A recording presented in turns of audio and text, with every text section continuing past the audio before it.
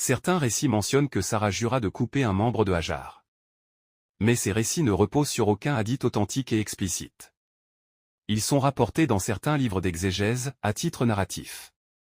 Il est aussi rapporté qu'elle jura de couper 3 parties. Allah révéla alors à Ibrahim d'accomplir son serment en perçant l'oreille de Hajar, et en accomplissant un autre acte léger, afin de respecter le serment sans injustice. Puis Allah ordonna à Ibrahim d'emmener Hajar et son fils Ismaël vers les montagnes de Pharan, à la Mecque. Ibrahim la porta, sans lui dire où ils allaient. Il marcha avec eux jusqu'à atteindre cette vallée aride. C'était une vallée sans culture, sans pâturage, il n'y avait aucun arbre, sauf un seul. Il laissa auprès d'elle un peu d'eau, et un peu de nourriture.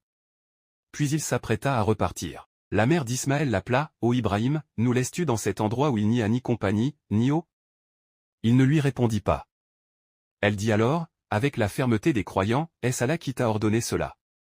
Il répondit, « Oui. » Elle dit, rassurée, « Alors ?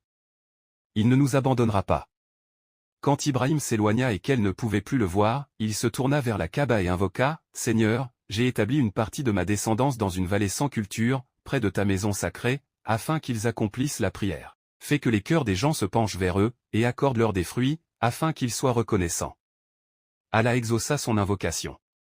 Ce fut le début de l'histoire de la Mecque, du Maqam d'Ibrahim, et des traces de la famille de la prophétie. Hajar resta sous l'ombre de cet arbre. Ibrahim lui avait laissé un sac contenant des dattes, et un récipient d'eau. Elle but, elle mangea, cela dura 3 jours. Puis les dattes s'épuisèrent, et l'eau aussi. Elle eut soif. Elle ne trouva plus de lait pour allaiter son enfant. Elle monta sur le mont Safa, regarda autour d'elle, et ne vit personne. Elle descendit. Il est rapporté dans certains récits que Satan lui apparut dans la zone des 2 repères verts, et lui dit, « Tu mourras dans ce désert, toi et ton enfant, et les bêtes sauvages vous dévoreront. » Elle s'enfuit. Elle courut, puis marcha, jusqu'à monter sur Marwa. Elle regarda à droite, à gauche, elle ne vit rien. Elle retourna à Safa, 2e trajet. Puis à Marwa. Puis à Safa. Puis à Marwa, jusqu'à compléter cet aller-retour. C'est le Sa'i connu aujourd'hui. L'endroit où les gens accélèrent aujourd'hui, est l'endroit où Satan lui apparut. Lors de son 7e trajet, arrivée sur Marwa, elle entendit un son. Elle se dit, silence.